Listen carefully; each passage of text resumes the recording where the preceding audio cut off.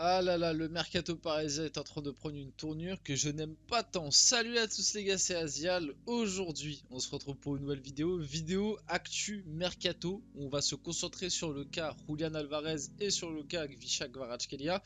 Et on a des mauvaises nouvelles. C'est pour ça que j'ai titré sur la miniature mauvaises nouvelles parce que les actus autour de ces deux joueurs ont pris un tournant. Voilà, là où ces deux joueurs, tu pouvais espérer. Bon, Julian Alvarez, c'était un dossier quand même un peu plus compliqué. C'était au tout début, tu t'en espérais pas grand chose mais tu pouvais te dire, bon, on sait jamais, sur un malentendu, City le lâche, même si moi je vous ai toujours dit que les ventes City PSG, je suis pas sûr que ça allait arriver.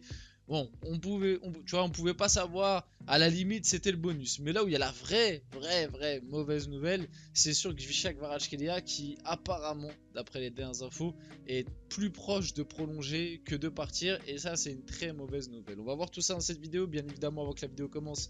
N'hésitez pas à la liker, à commenter, à partager et à vous abonner, ça fait toujours plaisir et ça aide pour le développement de la chaîne. Et nous, on va pouvoir y aller dès maintenant. Bon, qu'est-ce qui s'est dit? On va remettre un petit peu de contexte autour de Kvaratskhelia quand même pour raconter un petit peu tout ce qui s'est passé, pour faire un point. La priorité du PSG pour remplacer Kylian Mbappé est bien Gvicha Kvaratskhelia. Discussion avancée avec le joueur et négociation en cours avec Naples. On rappelle que Kvara a été ciblé comme priorité au sein du PSG pour pas forcément remplacer Kylian Mbappé, mais pour avoir un apport offensif. Parce que même si je vous l'ai toujours dit, pour moi, la priorité dans le mercato du Paris Saint-Germain, c'est au milieu et en défense centrale. C'est vrai qu'il nous fallait un attaquant aussi. Que ce soit un ailier ou un numéro 9, pour moi, il fallait qu'on recrute minimum un mec devant. Bon, le PSG avait décidé de prioriser la venue de Kvaratskhelia, ce qui est quelque chose de parfaitement entendable. Hein. Moi, je l'ai même carrément mis dans mon mercato idéal. Donc, bien évidemment que c'est quelque chose de faisable. Les prix qui étaient annoncés étaient quand même très chers. C'est ça qui me faisait un peu peur, moi, personnellement. Un Kvaratskhelia, je mettais pas plus de 100 millions. Justement, aux dernières nouvelles, le PSG avait envoyé au Napoli une offre de 100 millions. Le joueur et son agent avaient même déjà un accord, c'était quoi déjà? Un accord verbal, si je ne me trompe pas, ou un accord de principe. Non, je crois que c'était un accord de principe.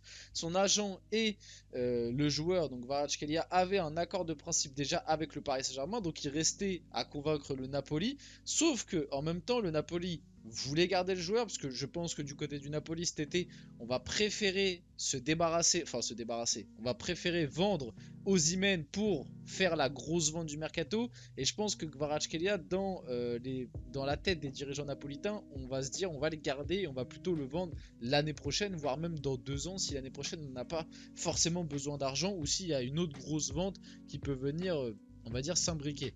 Donc ça allait être un dossier compliqué. En même temps, le Napoli a proposé une prolongation de contrat à Gvicha Kvaratskhelia et du coup apparemment le joueur serait en passe d'accepter cette fameuse prolongation de contrat. On passe quand même un petit peu à la suite. Donc Gvicha Kvaratskhelia fait l'unanimité au sein du PSG, bien évidemment avec ses qualités. Bah, comme je vous l'ai dit, moi je l'avais mis dans mon mercato idéal, donc vous savez très bien ce que je pense du joueur. Avec ses qualités, bien entendu, qu'il aurait pu rendre un bon nombre de services au Paris Saint-Germain. Ça aurait pu faire une très bonne concurrence à Barcola, voire même je pense qu'il aurait pu démarrer titulaire devant Barcola, même si Barcola on l'aime beaucoup.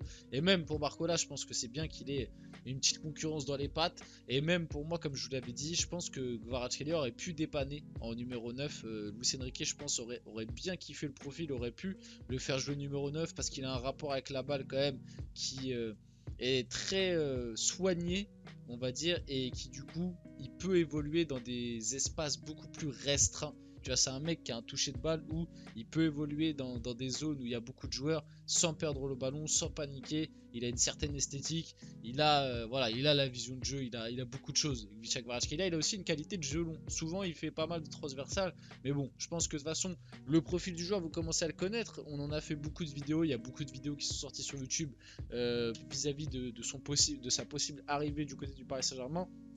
Donc voilà, Luis Enrique veut un ailier rapide et performant en contre 1. Le coach espagnol apprécie grandement son profil et estime qu'il s'intégrait parfaitement à son projet de jeu. On est plutôt d'accord là-dessus, mais le souci, et on arrive à la mauvaise nouvelle, c'est que Gvicha Kvaratskhelia s'éloigne du PSG. D'après la Gazzetta, l'ailier géorgien devrait finalement prolonger d'une saison à Naples avec une revalorisation salariale à la clé. Quelle piste aimeriez-vous que le PSG enclenche à ce poste du coup si cela venait à se produire réellement? Et bah je vous dis la vérité, là comme ça je suis vraiment pris de court parce que pour moi c'était, enfin pas quasiment fait parce que négocier avec le Napoli on sait que c'est toujours quelque chose de compliqué mais vu les dernières infos qu'il y avait, moi dans ma tête c'était quasiment on va dire à 80% fait, tu vois, il restait que le montant à négocier avec le Napoli, le joueur avait déjà un accord avec le PSG, l'agent avait même déclaré dans les médias italiens que le joueur voulait venir. Cette prolongation, c'est vrai que ça annule tous les plans. Qui prendre en backup, je vous dis la vérité, là comme ça j'ai pas trop d'idées. Dans l'idéal, bah ça aurait été le retour de Xavi Simons, mais c'est pareil, Xavi Simons, son cas, on n'a plus de nouvelles, on sait pas ce qui va se passer. Il y a beaucoup de flou, et moi comme je vous le dis, ce mercato parisien, je trouve qu'il commence plutôt mal parce que déjà la plupart des infos mercato qu'on a en ce moment, alors ah bon, après on sait pas ce qui se passe en interne, peut-être que c'est des infos qui sortent, mais qu'en interne le PSG bosse sur d'autres pistes et peut-être que le PSG a déjà très bien avancé sur d'autres pistes. Regardez, bon, même si je suis pas fan, Safonov, il a spawn d'un coup, on n'en a jamais entendu parler, l'info a spawn d'un coup et on a eu le Here We Go de Fabrizio Romano 1 ou 2 jours après.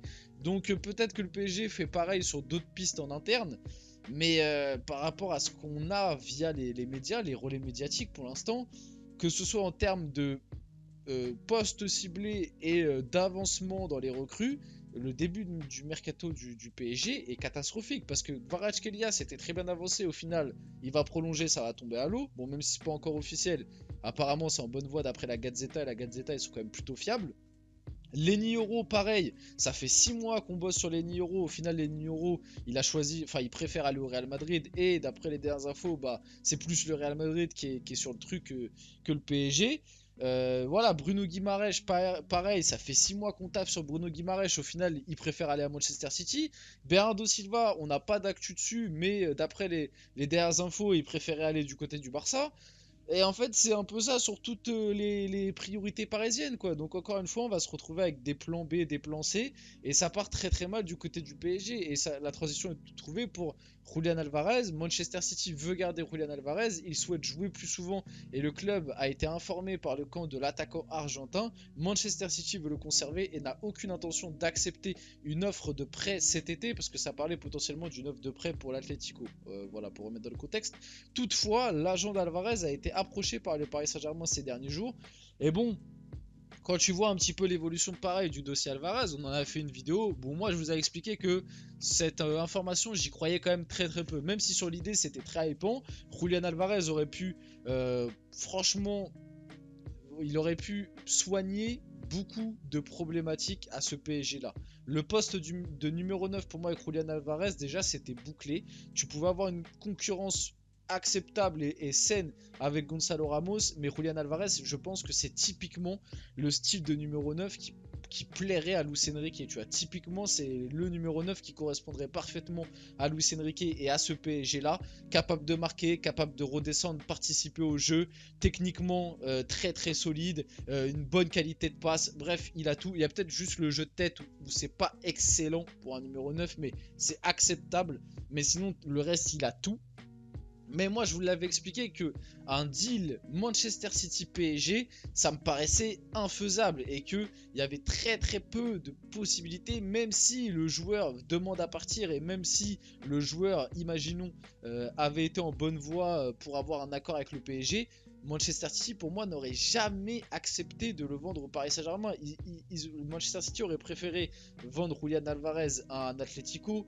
Je crois il y avait Chelsea aussi qui était intéressé, si je ne me trompe pas. Manchester City aurait préféré vendre à Chelsea, alors que pourtant Chelsea est dans son championnat, hein, donc ce qui est pas tellement logique, mais Manchester City aurait préféré vendre à Chelsea, je vous le dis, plutôt que de vendre au PSG, parce que il y a cette fameuse guéguerre Émirats Arabes Unis, Qatar, et c'est pour ça qu'on n'a jamais eu de deal entre City et le PSG.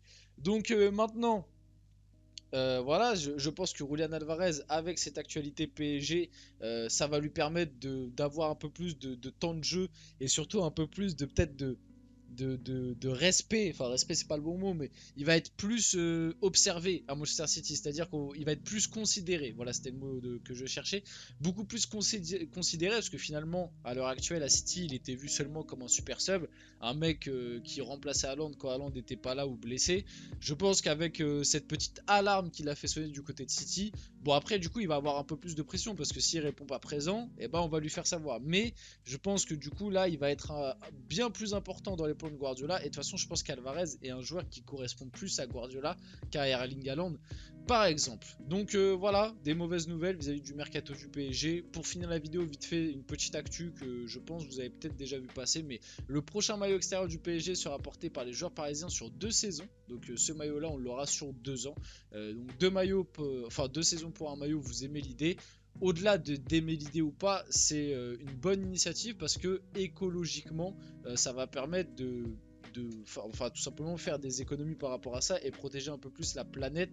Donc après je t'avoue que quand le maillot est pas beau, bon ça peut déranger de l'avoir 2 ans, mais comme celui-là je trouve qu'il passe pas mal l'avoir sur 2 ans, et puis c'est le maillot extérieur, je trouve ça pas trop dérangeant, en tout cas moins dérangeant déjà qu'un domicile.